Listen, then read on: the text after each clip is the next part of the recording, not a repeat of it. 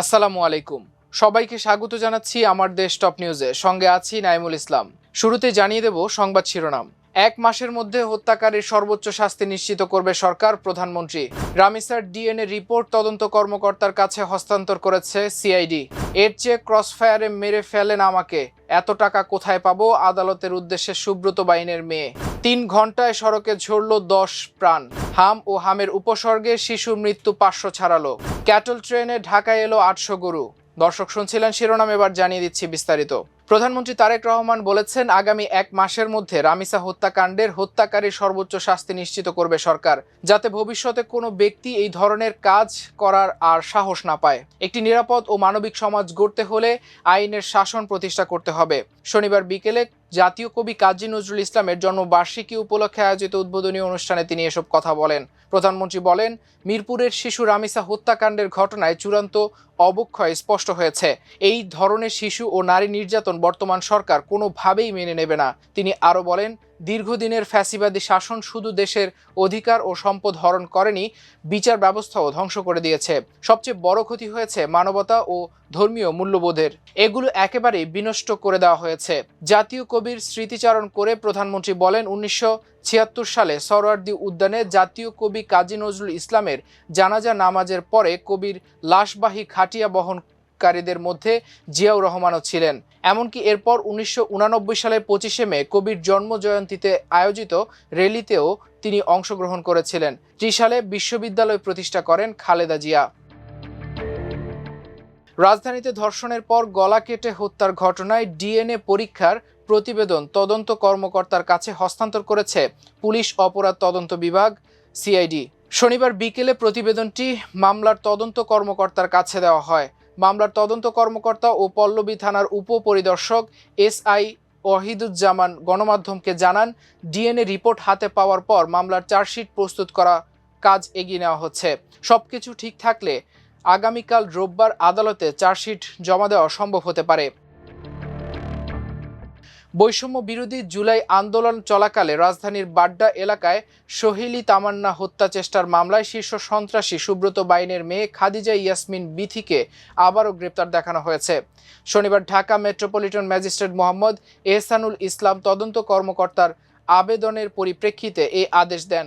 জানা যায়, মামলার তদন্তকারী কর্মকর্তা ভাটারা থানার উপপরিদর্শক মোহাম্মদ আমিনুর রহমান আসামিকে আদালতে হাজির করে এই আবেদন করেন। এর আগে আসামির উপস্থিতিতে শুনানির জন্য আজ দিন নির্ধারণ করেছিলেন আদালত। এদিন তাকে গ্রেপ্তার দেখানোর পক্ষে শুনানি করে রাষ্ট্রপক্ষের আইনজীবী শামসুদ্দোহা সুমন। তিনি বলেন, এই মামলার সঙ্গে আসামির সম্পৃক্ততা থাকায় তদন্ত কর্মকর্তা তাকে গ্রেপ্তারের আবেদন করেছেন। এ সময় বিচারককে উদ্দেশ্য করে খাদিজা ইয়াসমিন বিথি বলেন, এর চেয়ে আমাকে ক্রসফায়ারে মেরে ফেলেন, আমার বাচ্চা আছে, বারবার মামলা দিয়ে হয়রানি করা হচ্ছে, আমি চাকরি করে চলি, এত টাকা কোথায় পাবো?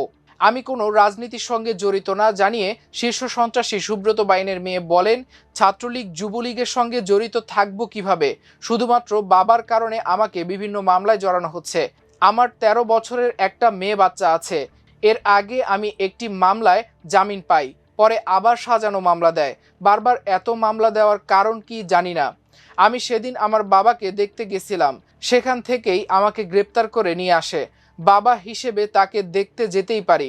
আমি জুলাইয়ের সময় পার্ট টাইম জবের জন্য সিলেট গিয়েছিলাম। এদিকে তদন্ত কর্মকর্তার আবেদনে উল্লেখ করেন, ঘটনার সঙ্গে সন্দিগ্ধ আসামি বিথির প্রত্যক্ষ ও পরোক্ষ সম্পৃক্ততার প্রাথমিক তথ্য প্রমাণ পাওয়া গেছে। আসামির জামিনে মুক্তি পেলে পলাতক হয়ে তদন্তে ব্যাঘাত ঘটাতে পারে। সেই কারণেই তাকে এই মামলায় গ্রেপ্তার দেখানো একান্ত প্রয়োজন বলে জানান তদন্ত কর্মকর্তা। মামলার বিবরণ অনুযায়ী 2024 সালের 5 আগস্ট রাজধানীর ভাটারা থানাধীন প্রগতি সরণি এলাকায় বৈষম্য বিরোধী ছাত্র আন্দোলনের সমর্থনে বের হওয়া মিছিলে আওয়ামী লীগের অঙ্গ সংগঠনের সশস্ত্র সন্ত্রাসীদের হামলায় গুরুতর আহত হন সোহেলি তামান্না। সন্ত্রাসীদের গুলিবর্ষণ ও ধারালো অস্ত্রের আঘাতে তার বাম হাতের কার্যক্ষমতা নষ্ট হয়ে যায়।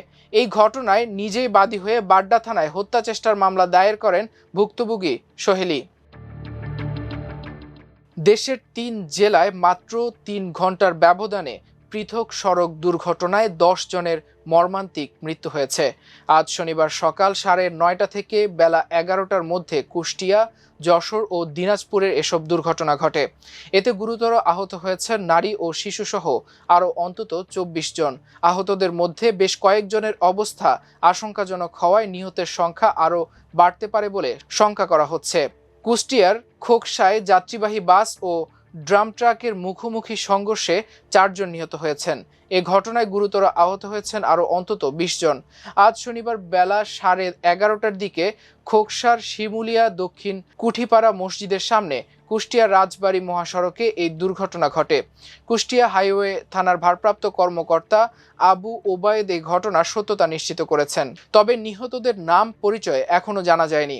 যশোরে দ্রুতগামী কাভার ভ্যান, ইজি বাইক ও রিকশার মধ্যে ত্রিমুখী সংঘর্ষে নারীসহ 3 জন নিহত হয়েছেন। এ ঘটনায় গুরুতর আহত হয়েছেন আরও 2 জন। আজ শনিবার বেলা 11:30টার দিকে যশোর খুলনা মহাসড়কের চাউলিয়া তেল পাম্পের সামনে এ দুর্ঘটনা ঘটে। নওয়াপাড়া হাইওয়ে থানার ওসি ফজলুল করিম ঘটনার সত্যতা নিশ্চিত করেছেন। এদিকে দিনাজপুরের ঘোড়াঘাটে মোটরসাইকেল নিয়ে আঞ্চলিক সড়ক থেকে মহাসড়ক পারাপারের সময় দ্রুতগামী মালবাহী ট্রাকের চাপায় 3 মোটরসাইকেল আরোহী নিহত হয়েছেন। আজ শনিবার সকাল 9:30টার দিকে দিনাজপুর গোবিন্দগঞ্জ মহাসড়কের রানীগঞ্জ বাজার এলাকায় এই দুর্ঘটনা ঘটে। হামের উপসর্গ থাকায় 4 বছরের শিশু মুস্কানকে কুর্মিটোলা হাসপাতাল থেকে পাঠানো হয় ডিএনসিসি ডেডিকেটেড কোভিড হাসপাতালে। মায়ের কোলে হাসপাতালের বহির্বিভাগের সামনে ভর্তির অপেক্ষায়। হাম ও হামের উপসর্গে শিশুর মৃত্যু 500 ছাড়ালো। গত 15 মার্চ থেকে এ পর্যন্ত হাম ও হামের উপসর্গে মারা গেছে 512 শিশু। আর গত 24 ঘন্টায় হাম ও হামের উপসর্গে প্রাণ হারিয়েছে 13 শিশু। এর মধ্যে হাম শনাক্ত হয়েছিল 1 শিশুর। আজ শনিবার স্বাস্থ্য অধিদপ্তরের হাম বিষয়ক প্রতিবেদনে এসব তথ্য জানানো হয়েছে। এ সময়ে সারা দেশে আরও 1967 শিশুর হামের উপসর্গ দেখা দেওয়ার তথ্য দিয়েছে স্বাস্থ্য অধিদপ্তর। হাম শনাক্ত হয়ে শিশুটি বরিশালেই মারা গেছে। আর হামের উপসর্গে ঢাকায় 4, চট্টগ্রামে 2, সিলেটে 4, বরিশালে 1 ও ময়মনসিংহে 1 শিশু মারা গেছে। এ নিয়ে গত মার্চ থেকে হামের উপসর্গে দেশে 426 শিশুর মৃত্যুর তথ্য জানা গেছে। এ সময়ে হাম শনাক্তের পর মারা গেছে 86 শিশু। কোরবানির পশু পরিবহনে এবার বিশেষ উদ্যোগ হিসেবে ক্যাটল স্পেশাল ট্রেন চালু করেছে বাংলাদেশ রেলওয়ে। এর অংশ হিসেবে আজ শনিবার 2টি ক্যাটল ট্রেনে প্রায় 800 গরু ঢাকায় আনা হয়েছে।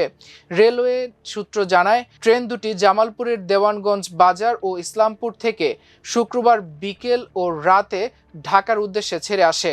আজ সকালে ট্রেনগুলো কমলাপুর রেলওয়ে স্টেশনে পৌঁছায়। স্টেশনে পৌঁছানোর পর গরুগুলো নামিয়ে রাজধানীর শাহজাহানপুর পশুর হাটে নেওয়া হচ্ছে বলে জানা গেছে। বাংলাদেশ রেলওয়ে জানিয়েছে, কোরবানির পশু পরিবহনে ব্যবসায়ীদের সুবিধা দিতে নির্দিষ্ট রুটে শুক্রবার ও শনিবার ক্যাটল স্পেশাল ট্রেন চালানো হচ্ছে। রেলওয়ে কর্তৃপক্ষের তথ্য অনুযায়ী প্রতিটি ওয়াগনের ভাড়া নির্ধারণ করা হয়েছে 8,000 টাকা। একটি ওয়াগনে সর্বোচ্চ 16টি গরু পরিবহন করা যাচ্ছে। দর্শক, এ ছিল আমার দেশ টপ নিউজে। এতক্ষণ সঙ্গে থাকার জন্য অশেষ কৃতজ্ঞতা। আল্লাহ হাফেজ।